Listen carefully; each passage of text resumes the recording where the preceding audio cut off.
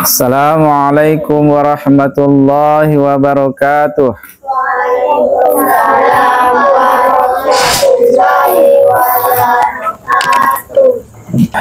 Innal hamdalillah nahmaduhu wa nasta'inuhu wa nastaghfiruh wa na'udzu billahi min syururi anfusina wa min sayyiati a'malina. May yahdihillahu fala mudhillalah wa may yudlilhu fala hadiyalah. Asyhadu an la ilaha illallah wahdahu la syarikalah wa asyhadu anna Muhammadan abduhu wa rasuluh.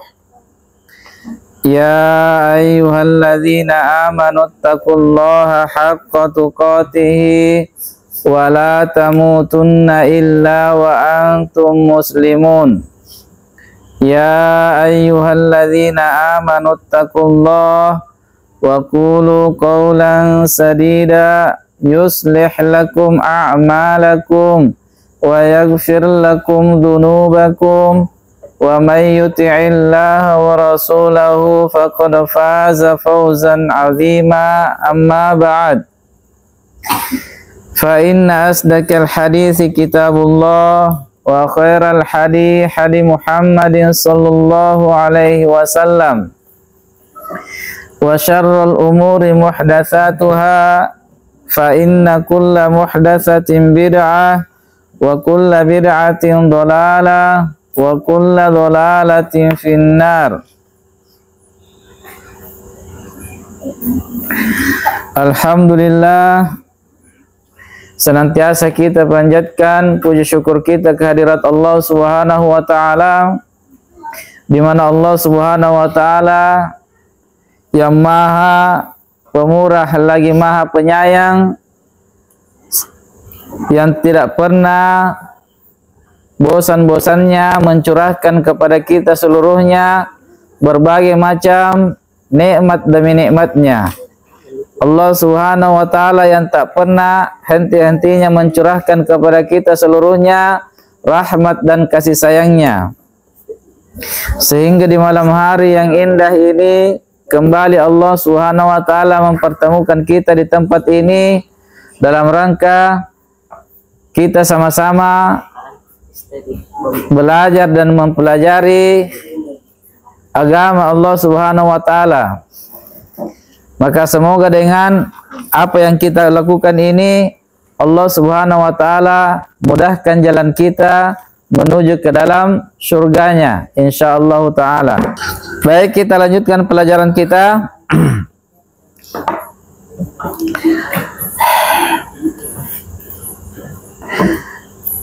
Berkata Allah Subhanahu wa taala berfirman, wa idza qultum fa'dilu walau kana dza qurba. Allah Subhanahu wa taala berfirman, dan apabila kalian berkata maka hendaklah kalian berlaku adil sekalipun dia adalah kerabat kalian. Di sini Allah Subhanahu wa taala memerintahkan kita, menyuruh kita untuk senantiasa mengucapkan kalimat-kalimat kebenaran, kalimat-kalimat kejujuran, dan janganlah karena hubungan kekerabatan kita terhadap sesuatu itu, terhadap seseorang, ini membuat kita berlaku zalim terhadap yang lainnya, membuat kita tidak berlaku adil terhadap manusia yang lain. Namun Allah Subhanahu wa taala di sini perintahkan kepada kita untuk senantiasa berlaku adil dalam keadaan apapun, bagaimanapun kondisinya, sekalipun yang berada dalam pihak kebenaran itu adalah musuh-musuh kita. Di sini Allah Subhanahu wa taala perintahkan kepada kita untuk senantiasa berlaku adil. Ini adalah perintah untuk berlaku adil baik dalam perkataan maupun perbuatan, baik terhadap kerabat maupun orang lain maupun lawan. Al-Hanif Al-Hanafi mengatakan bahwa adil dalam perkataan terhadap kawan maupun lawan tidak ada bedanya baik dalam keadaan ridho maupun marah, bahkan tetap dalam kebenaran walaupun terhadap kerabat, yaitu tidak condong kepada orang yang dicintai dan yang merupakan orang dekatnya. Di sini beliau mengatakan bahwa hendaklah kita senantiasa berlaku adil dalam setiap perkara yang kita hadapi, terhadap kawan maupun lawan. Jangan cuma adil terhadap kawan, terhadap lawan pun kita harus adil. Nabi SAW tidak pernah berlaku curang terhadap musuh-musuhnya. Nabi SAW senantiasa berlaku adil terhadap siapapun.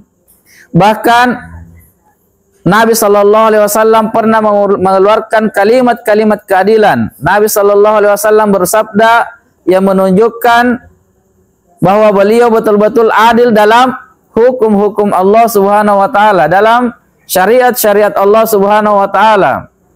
Nabi SAW bersabda, "Lau anna Fatimah bintu Muhammad saraqat laqata'tu yadaha." Andai kata Fatimah bintu Muhammad itu, Fatimah putrinya Nabi SAW itu mencuri, maka kata Nabi SAW akan saya potong tangannya. Saya sendiri yang akan potong tangannya. Di sini menunjukkan Nabi SAW itu sama sekali tidak berpihak kepada siapapun terhadap hukum-hukum Allah Subhanahu wa taala. Siapapun yang bersalah, jangankan kerabatnya Nabi, anaknya sendiri, bukan anak yang merupakan anak yang kurang disayangi, tetapi anaknya Nabi SAW yang paling beliau cintai, anaknya yang paling beliau sayangi, Fatimah. Andai kata Fatimah ini mencuri, kata Nabi SAW, saya tidak akan membelanya, bahkan saya sendiri yang akan potong tangannya. Coba lihat adik-adikku sekalian, kalimat pernyataan seorang manusia yang paling adil, manusia yang paling adil, yang menegakkan hukum-hukum Allah Subhanahu wa taala dengan benar tanpa memihak kepada hawa nafsunya. Pernah suatu hari Nabi SAW dalam peperangan beliau, pada saat Nabi SAW ingin membagi harta rampasan perang ini, kemudian Nabi SAW memberikan bahagian kepada orang-orang yang baru masuk Islam dengan bahagian yang sangat banyak, yang betul-betul banyak. Sementara kaum muslimin yang sudah lama keislamannya, sudah lama berjuang mengikuti Nabi SAW, sudah lama berjuang untuk menegakkan agama Allah Subhanahu wa taala, diberi bagian yang sedikit. Maka timbullah perbincangan di belakang Nabi SAW yang dilakukan oleh kalangan munafikin, dari seorang pimpinan munafikin. Mereka menceritakan tentang Nabi SAW dan mereka berani mengatakan bahwa sesungguhnya Nabi SAW tidak berbuat adil dalam pembagian rampasan perang. Maka setelah berita ini sampai kepada Nabi SAW, maka Nabi SAW pun mengumpulkan para sahabatnya. Kemudian Nabi SAW menyampaikan kepada mereka tentang sebuah wejangan-wejangan yang sangat indah. Dan Nabi SAW dalam memberi nasihatnya mengatakan bahwa siapa lagi manusia, siapa lagi yang bisa adil apabila Allah Subhanahu wa taala dan Rasulnya sudah dianggap tidak adil? Siapa lagi yang manusia yang bisa adil kalau Allah Subhanahu wa taala dan Rasulnya sudah dianggap tidak adil? Maka kalimat-kalimat ini, tuduhan-tuduhan yang seperti ini adalah tuduhan-tuduhan yang membuat seseorang keluar dari Islam. Ini merupakan prasangka buruk terhadap Allah Subhanahu wa taala dan Rasulnya, padahal Nabi SAW senantiasa adil dalam perbuatannya. Nabi Shallallahu Alaihi Wasallam senantiasa adil dalam hukum-hukumnya. Bahkan Nabi Shallallahu Alaihi Wasallam tidak sama sekali membela keluarganya apabila keluarganya melakukan sebuah kesalahan. Inilah manusia yang paling adil, manusia yang paling adil dalam menegakkan hukum-hukum Allah Subhanahu wa taala. Kemudian Allah Subhanahu wa taala berfirman dalam surah Al-Maidah ayat 8, Allah Subhanahu wa taala katakan, "Wala yajrimannakum syana'anu qaumin ala alla ta'dilu. I'dilu huwa aqrabu bittaqwa." Allah Subhanahu wa taala berfirman, dan janganlah sekali-kali kebencianmu terhadap suatu kaum mendorong kamu untuk berlaku tidak adil. Berlaku adillah, karena adil itu lebih dekat kepada takwa. Di sini Allah Subhanahu wa taala setelah ayat sebelumnya memerintahkan kepada kita, maka di ayat ini Allah Subhanahu wa taala melarang kita, yaitu jangan sekali-kali kalian berlaku tidak adil terhadap seseorang, walaupun mereka itu adalah orang-orang yang engkau musuhi. Jangan kamu berlaku tidak adil. Berlaku adillah terhadap musuh dan kawanmu. Senantiasa menegakkan keadilan. Jangan berlaku curang. Inilah prinsip-prinsip dasar dalam Islam. Inilah perintah-perintah yang hendaknya kita laksanakan dalam segala keadaan kita. Hendaknya kita selalu berbuat adil.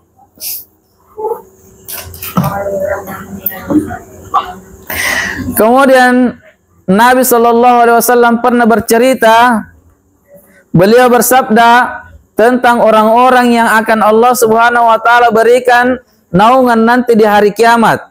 Allah Subhanahu Wa Taala akan beri naungan terhadap 7 golongan, di mana pada hari itu tidak akan ada orang yang bisa mendapatkan naungan kecuali naungan yang Allah Subhanahu wa taala berikan kepadanya. Ketahuilah adik-adikku sekalian, di hari itu semua manusia membutuhkan naungannya Allah Subhanahu wa taala. Coba bayangkan, matahari sejarak 1 mil di atas kepala. Di hari itu kata Nabi Sallallahu Alaihi Wasallam, ada seseorang yang keringatnya sampai ke tumitnya, ada yang keringatnya sampai ke lehernya, ada yang keringatnya sampai ke lututnya, ada yang keringatnya sampai di perutnya, dan ada yang keringatnya sampai menenggelamkannya. Karena besarnya huru-hara ketika itu, karena besarnya ketakutan manusia ketika itu, karena besarnya keadaan pada hari itu, di mana hari itu adalah hari penentuan. Apakah kita akan berbahagia atau celaka? Waliyadu billah. Hari itu adalah hari penentuan di mana tempat yang akan kita dapatkan, surga atau neraka. Maka pada hari itu seluruh manusia berada dalam ketakutan, kepanikan, kesedihan. Dan hari itu manusia sangat membutuhkan naungan Allah Subhanahu wa taala. Dan Nabi Shallallahu Alaihi Wasallam berkata, ada 7 orang, 7 golongan yang akan Allah Subhanahu wa taala beri naungan, yang mana ketika itu tidak ada naungan kecuali naungan darinya. Yang pertama-tama kata Nabi Shallallahu Alaihi Wasallam adalah seorang pemimpin yang adil. Seorang pemimpin yang adil. Betapa tingginya derajatnya kalau seseorang itu bisa berbuat adil dalam perkara yang dia pimpin. Betapa hebatnya dan betapa tingginya derajatnya seseorang yang bisa berlaku adil terhadap apa yang dia pimpin. Dan ketahuilah adik-adikku sekalian, pemimpin yang dimaksud di sini bukan hanya presiden, bukan hanya raja, bukan hanya pemimpin daerah, tetapi pemimpin yang dimaksud di sini adalah semua manusia. Kata Nabi Shallallahu Alaihi Wasallam dalam hadisnya yang lain bahwa tiap-tiap kalian adalah pemimpin, dan tiap-tiap pemimpin akan dimintai pertanggungjawaban. Coba lihat adik-adikku sekalian, Seluruh di antara kita ini adalah pemimpin. Tidak ada yang bawahan. Kita semuanya adalah pemimpin dan kita semua akan dimintai pertanggungjawaban terhadap apa yang kita pimpin. Kepala negara pemimpin bagi rakyatnya. Kepala sekolah pemimpin di sekolahnya. Kepala keluarga pemimpin di keluarganya. Seorang ibu pemimpin terhadap anak-anaknya. Dan seorang anak pemimpin terhadap dirinya. Oleh karena itu, senantiasalah kita berlaku adil karena kita seluruhnya adalah pemimpin dan kita diperintah oleh Allah Subhanahu wa taala untuk berlaku adil. Dan apa ganjarannya kalau kita berlaku adil? Nabi sallallahu alaihi wasallam yang menjanjikan kepada kita untuk kita akan meraih naungan dari Allah Subhanahu wa taala, di mana ketika itu manusia sangat membutuhkan naungan Allah Subhanahu wa taala. Dan naungan ini adalah sebuah petanda bahwa siapa yang mendapatkan naungan Allah Subhanahu wa taala, maka tentu dia adalah orang-orang yang akan diselamatkan dari berbagai macam kepedihan dan berbagai macam siksaan Allah Subhanahu wa taala. Dan ada sebuah kisah yang sangat indah dari seorang sahabat Nabi sallallahu alaihi wasallam yang sangat mulia. Sahabat Nabi sallallahu alaihi wasallam ini sangat mulia. Beliau adalah seorang Amirul Mukminin, Umar bin Khattab radhiyallahu taala anhu. Beliau adalah seorang pemimpin negara. Beliau adalah seorang presiden, seorang raja. Namun akhlak beliau sama sekali tidak menggambarkan bahwa beliau adalah seorang pemimpin negara sebagaimana yang kita lihat di zaman sekarang ini, di mana kita tidak akan pernah lagi melihat seorang pemimpin negara yang melakukan akhlak-akhlak yang sangat mulia seperti beliau radhiyallahu taala anhu. Pernah suatu ketika Umar bin Khattab radhiyallahu taala anhu membeli seekor kuda. Beliau beli seekor kuda dari seorang badui, seorang dari kalangan masyarakat yang tidak belajar, masyarakat yang rendah, masyarakat yang tidak memiliki pengetahuan yang banyak. Seorang badui. Kalau kita perumpamakan, mereka itu kalau dikatakan badui, dia adalah orang pegunungan, orang yang kurang wawasannya, orang badui. Dia membeli kuda terhadap orang tersebut. Kemudian setelah beliau radhiyallahu taala anhu mengambil kuda itu, dia bayarkan, kemudian dia pun menunggangi kuda itu menuju ke rumahnya. Sebelum sampai di rumahnya, tiba-tiba kuda ini tidak bisa jalan, tidak bisa bergerak. Kuda ini tiba-tiba cacat seketika. Maka beliau Umar bin Khattab radhiyallahu taala anhu pun mengembalikan kuda ini kepada penjualnya, kepada badui itu. Dia kembalikan atau dia ingin mengganti dengan kuda yang lain. Dia pun mengembalikannya. Maka sang pemilik kuda pun tidak mau. Dia tidak mau mengambil kuda itu kembali dan dia tidak mau juga mengganti kuda itu dengan kuda yang lain. Sementara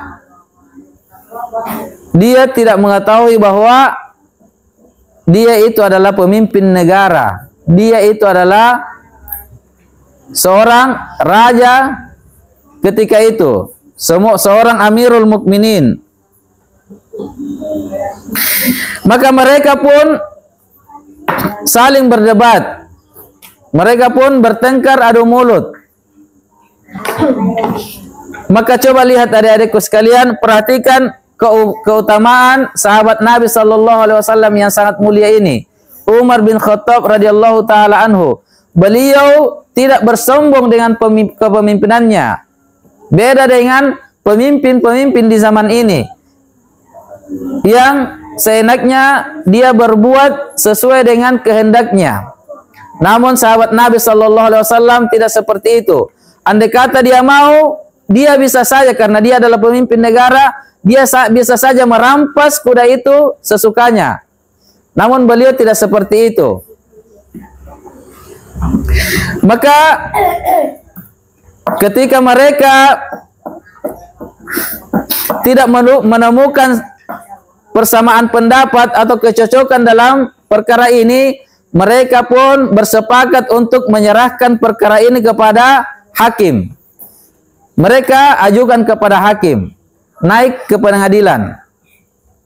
Coba lihat adik-adikku sekalian, seorang pemimpin negara, pimpinan negara ini yang diadili bersama dengan lawannya seorang badui, masyarakat yang rendah, yang kurang wawasannya, masyarakat gunung. Coba kita lihat, pemimpin negara diadili bersama dengan masyarakat yang rendah. Di mana kita bisa mendapatkan, pernah mendengar sejarah seorang pemimpin yang seperti ini kondisinya? Mereka rela diadili di hadapan masyarakat yang rendah. Maka mereka pun bersepakat untuk menyerahkan perkara ini kepada pengadilan. Dan yang bertindak sebagai hakim ketika itu adalah seorang sahabat Nabi Sallallahu Alaihi Wasallam yang sangat mulia. Dan beliau sendiri, hakim ini juga diangkat oleh Umar bin Khattab radhiyallahu taala anhu.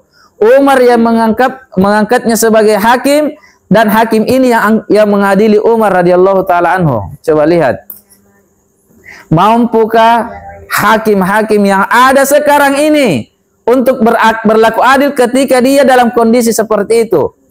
Yang mengangkatnya untuk menjadi hakim adalah presiden, sementara yang terdakwa adalah presiden. Mampukah dia berlaku adil terhadap dua orang ini? Kemungkinan besar hakim-hakim di zaman ini kalau menemukan kondisi yang seperti ini, kalau ada yang kondisinya seperti ini, maka pengadilan yang dilaksanakan itu hanyalah sebuah modus saja. Hanya sebuah modus saja, namun sudah ditetapkan siapa pemenangnya. Mereka sudah menetapkan ini nanti pemenangnya. Namun untuk mengelabui pandangan manusia, tetap pengadilan itu harus berjalan. Coba lihat. Di sini sahabat Nabi Sallallahu Alaihi Wasallam yang sangat mulia, pimpinan negara, presiden, raja ketika itu diadili oleh bawahannya. Diadili oleh bawahannya, dan yang menjadi lawannya hanyalah masyarakat yang rendah kedudukannya, masyarakat badui.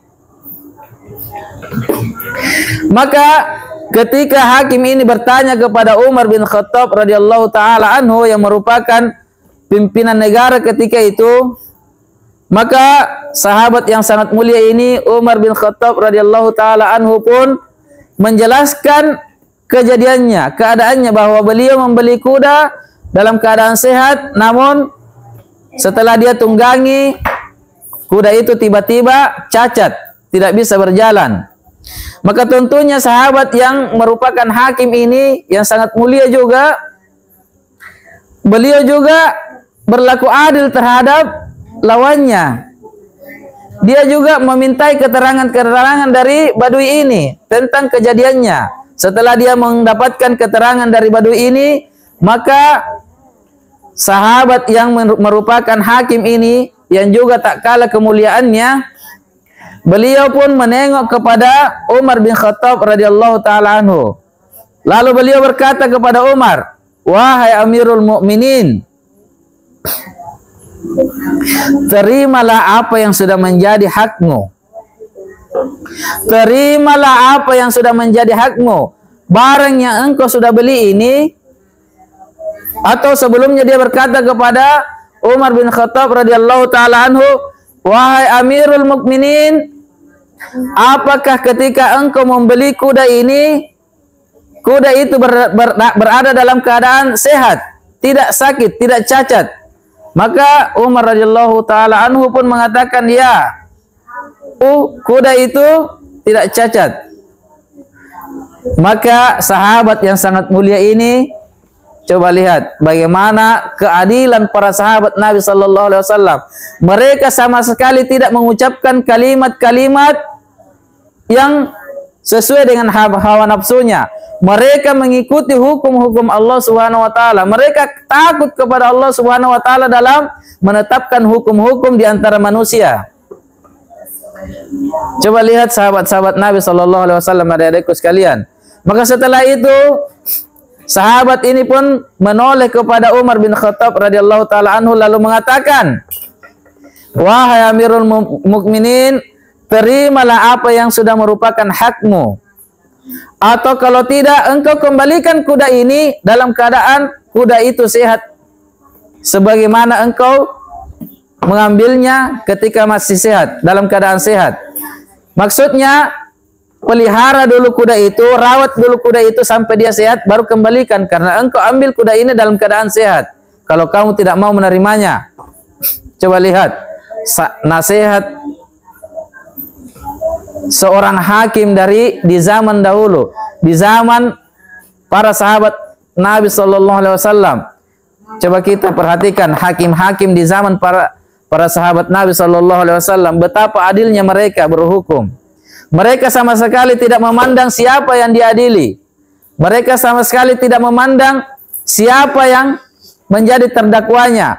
Pejabat atau rakyat biasa sama saja, bahkan presiden pun dia sama sekali tidak menganggapnya sebagai pimpinan negara ketika dia berada di atas kezaliman.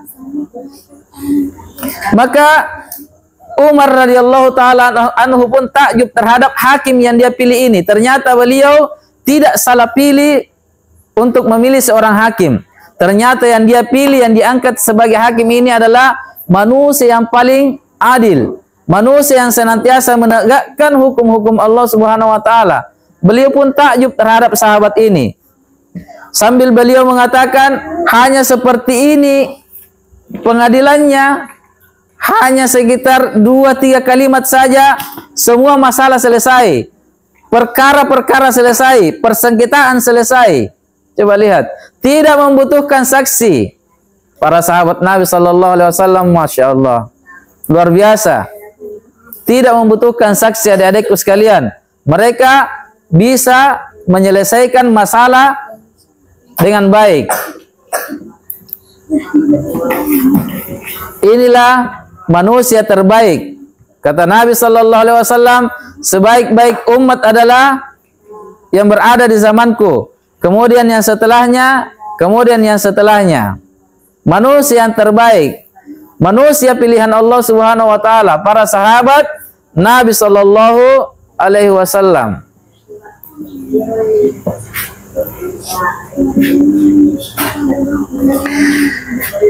Kemudian yang terakhir, Allah Subhanahu wa taala berfirman,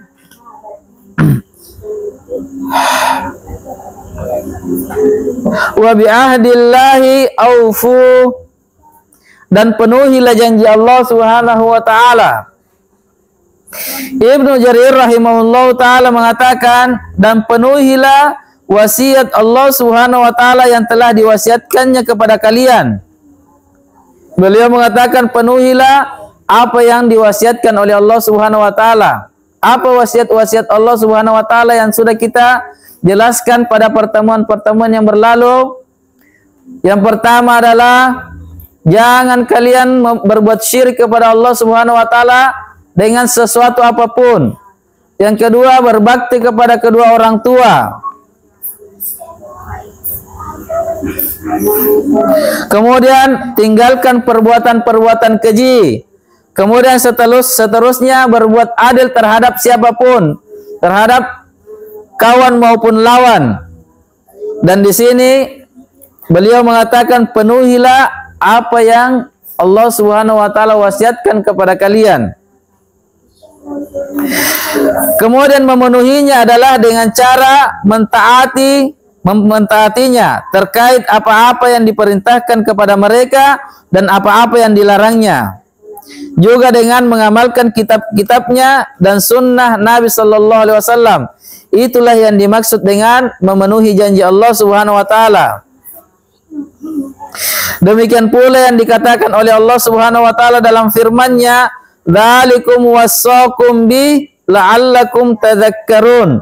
Yang demikian itu diperintahkan oleh Allah Subhanahu wa taala kepada kalian agar kalian mengingat. Jadi kita diperintahkan untuk senantiasa mentaati perintah-perintah Allah Subhanahu wa taala dan menjauhi larangan-larangannya. Baik, sampai di sini dulu. Subhanakallahumma wa bihamdik, asyhadu an la ilaha illa anta, astaghfiruka wa atubu ilaik. Assalamualaikum warahmatullahi wabarakatuh.